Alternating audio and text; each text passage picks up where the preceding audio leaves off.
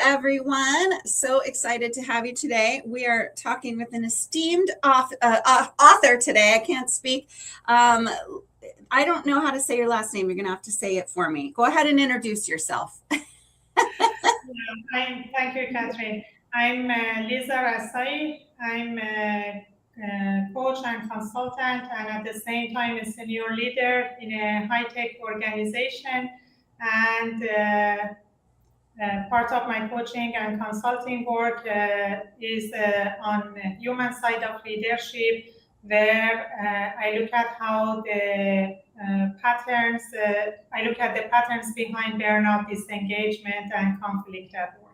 Yeah. And you're the author of a book, Leading Through the Shadows. And I love this sort of niche focus you have around nervous systems and how that impacts leadership and workplace trauma. And so we're certainly in a similar space, but looking at things through different lenses. So I'm really excited to have you here today. So let's just go ahead and jump right in. So in your book, you talk about the shadows that leaders and team members carry. Talk to me about that. What are the shadows and how do they show up? The shadows are unconscious patterns that we bring with ourselves to the work environment. They come from our earlier life experiences, coping strategies, past working environments, our fears, insecurities, and they shape how we feel, think, behave, and make decisions and relate to one another, even without realizing it. Let me give you an example. Yeah. Once I had an employee who was very silent in the meetings. So I had an option to make an assumption, label the employee, and say this employee doesn't know communication skills, so send the employee to a communication course. But instead of that, what I did was to engage the employee in a conversation to understand what drives that behavior. Mm-hmm. I discovered through that conversation that this employee had worked in another workplace where wherever they spoke up, they were harshly criticized. And over time, the employee learned to stay silent in the meetings.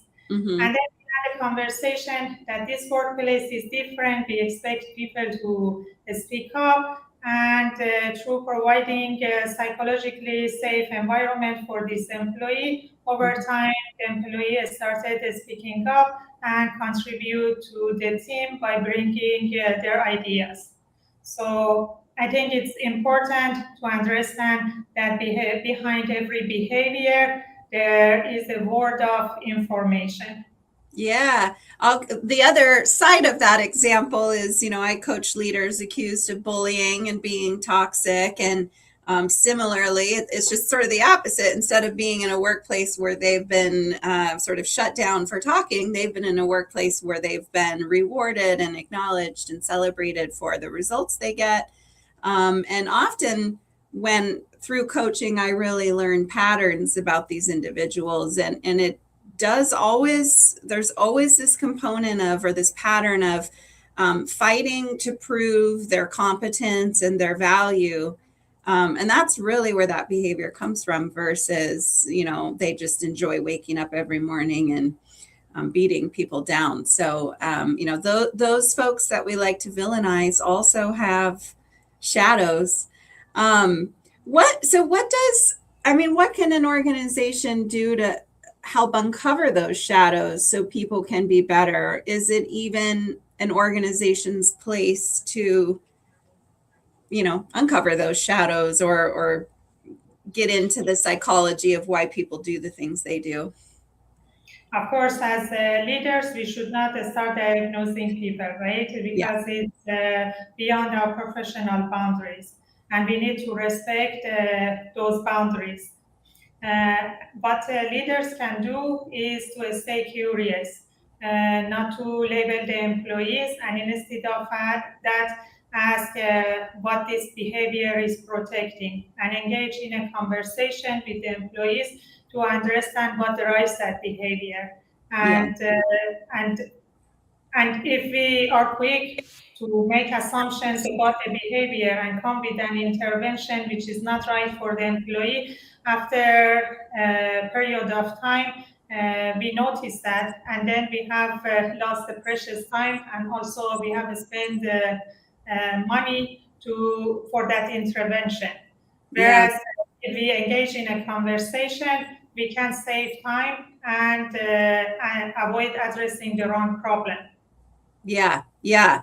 Hi, William. William's a friend of mine. He says we all bring things with us that others may never see or understand. And yep, that is very true. And that's the crux of communication, right? Is I have no idea what you've been through and you have no idea what I've been through. And I used to teach communication in college, and I always used to say it's sort of a wonder that we can accomplish anything and communicate at all, because really we're kind of all in our own planets, right? That our cultures are different, our experiences are different. So how could I possibly know how to communicate with you in the best way possible for you, because I'm communicating in the best way possible for me? And that's why we need empathy. I love what you are saying, because nobody has walked in our shoes, and we don't know the story behind the person. Yeah, right. Psychological safety is certainly part of this, and you talked about that in your one example. This employee had not felt psychologically safe before, and certainly that lack of psychological safety can create or cause some burnout, maybe even some trauma, depending on how unsafe it feels. What are some early warning signs that a leader could watch for to recognize that somebody is burned out, and specifically that it might be related to psychological safety or lack thereof? Yeah, thank you, Catherine, for this great question. I want to use this moment as an opportunity to share the differences between burnout and work trauma, because Okay. at this moment, work trauma is under the umbrella of burnout, because it needs a specialized assessment, and normally is not available to people who are experiencing this. And the problem is that both have similar symptoms, such as chronic stress and disengagement. But the mechanism behind them are quite different. Mm-hmm. Burnout comes from from the person being exposed to excessive demands and workload over a long period of time, whereas trauma comes from unhealthy relationships at work environment. For example, someone who has been exposed to intimidation, harassment, bullying, being Mistreated, abused. Answer word. Yeah. for that. Yeah, being abused at workplace, then the person's sense of safety and trust changes, and then if we treat both burnout and work trauma the same way, we see often that people will have a second burnout and third burnout, and then even though the workload is not high. So I think it's very important to pay attention to these differences, especially for people who are listening and experiencing this, and Yeah. seek specialized help. And going back to your question about early signs, the one thing that leaders can notice over time, because the signals also are very subtle, is to look at how the employees to look at the employees' engagement in the meetings. Normally, you see the employees' engagement goes down by becoming more silent in the meetings, Mm-hmm. or you notice they become emotionally reactive to simple things. And then through one-to-one, also you hear the type of complaints that employees have. Is it more about work, or is more about interpersonal dynamics at work? So I think these are some of the early signs that leaders can pay attention to. Yeah, I think too they become a little less reliable. So we all make mistakes and things, of course, but they make a mistake and then maybe they make another mistake. And if that's not normally how they operate, or they miss a detail, and you can see that they're distracted by something because they're missing little things that maybe they didn't used to miss. And so that's definitely worth looking at too. What, I think a lot of times we talk about leaders should notice this, or managers should notice this. I think it's important too that we notice this about our peers.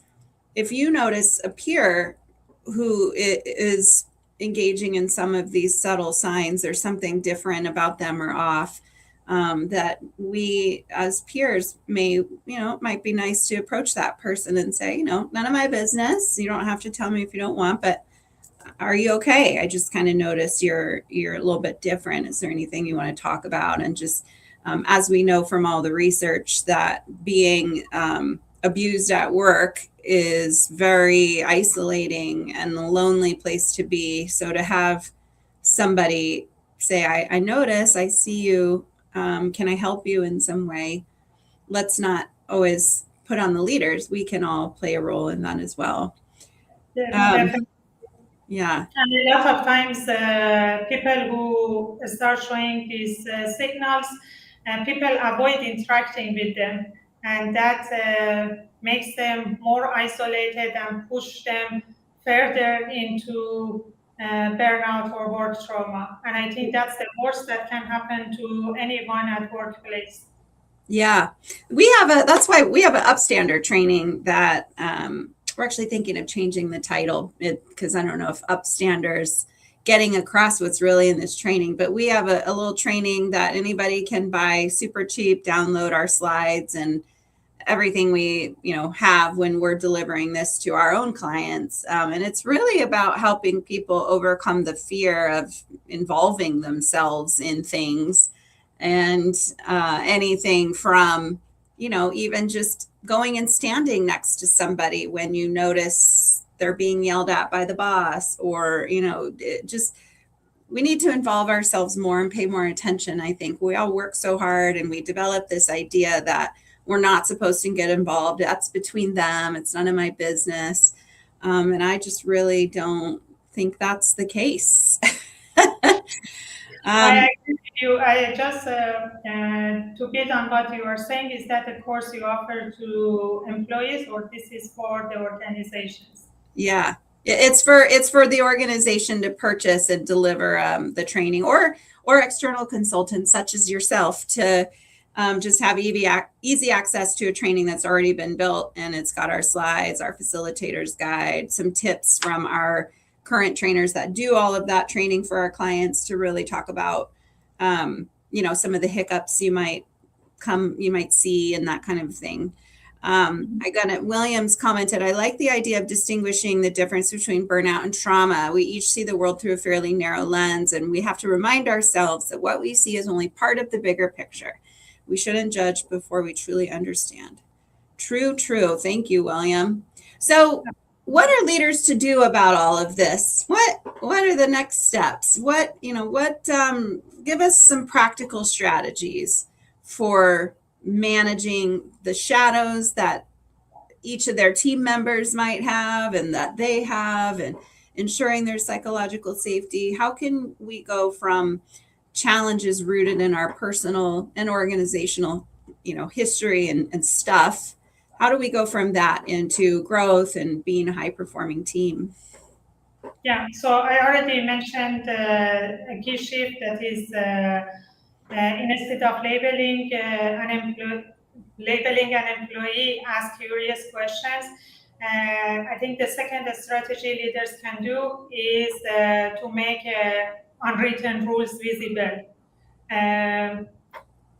We know all the organizations have these beautiful statements on their website and official policies, but what we practice on the work floor is different, and there are norms, and people don't talk about it. For example, imagine in an organization, most organizations, they have these statements that we want to learn from our mistakes. But when you look at reality, people bring mistakes to the table until they cannot hide it anymore. So it's good to sit with the team, have a conversation about it. What are the costs of this behavior, and how do we want to work with each other? Is that serving us? If not, what serves us, and how we create that?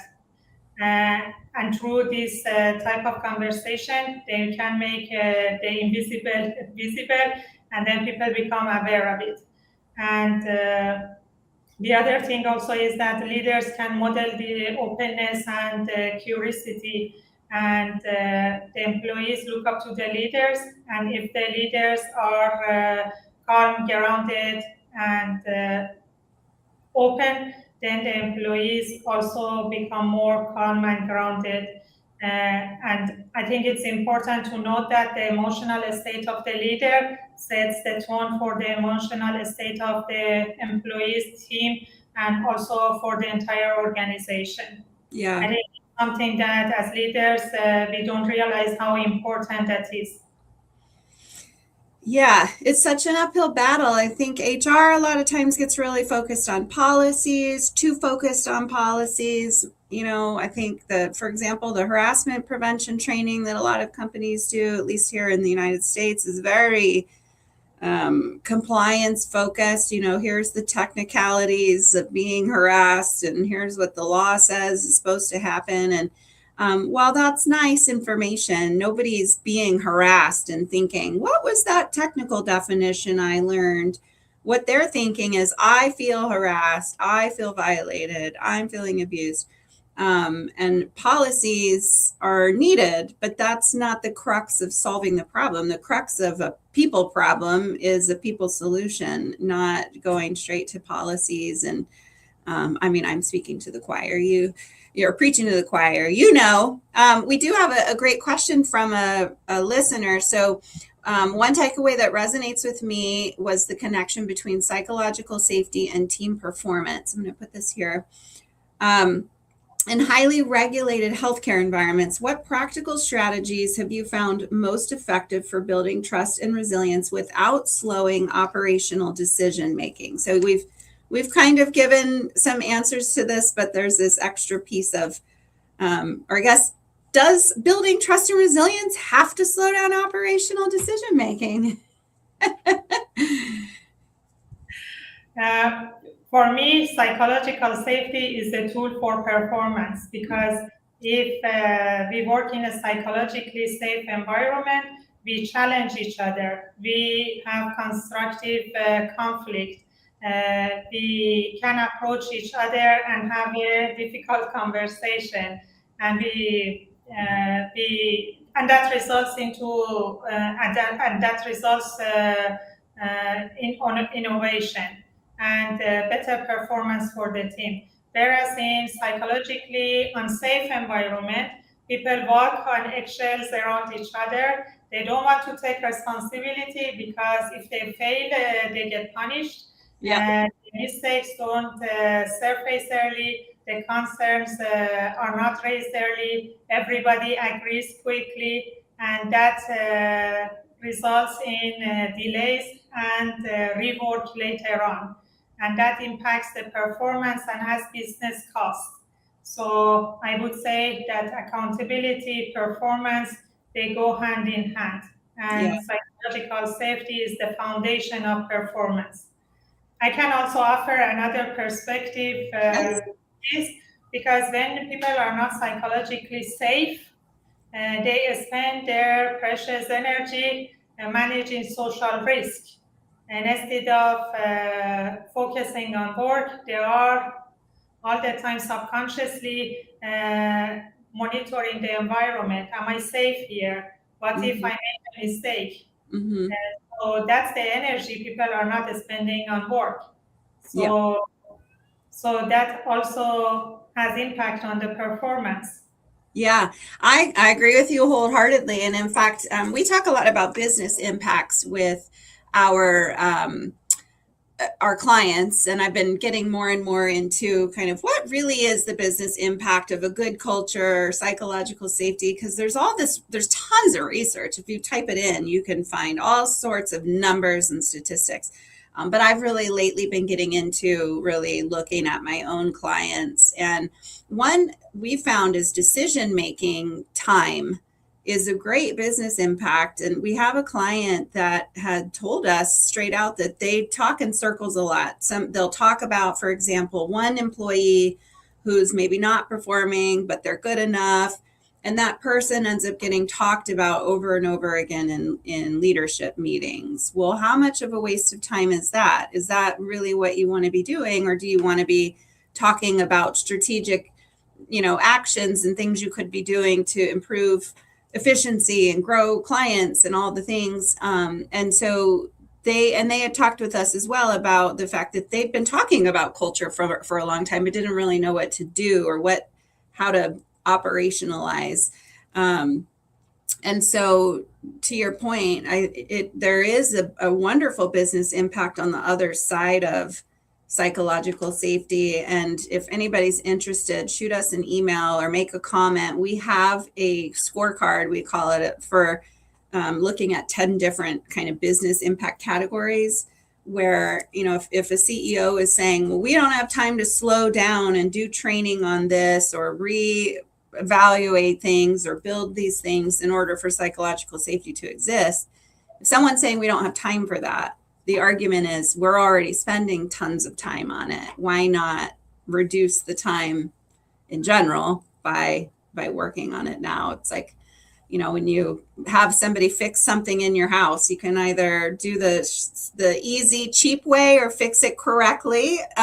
Because if you fix it correctly, it might be more expensive, but it will last a lot longer, right? So, yeah.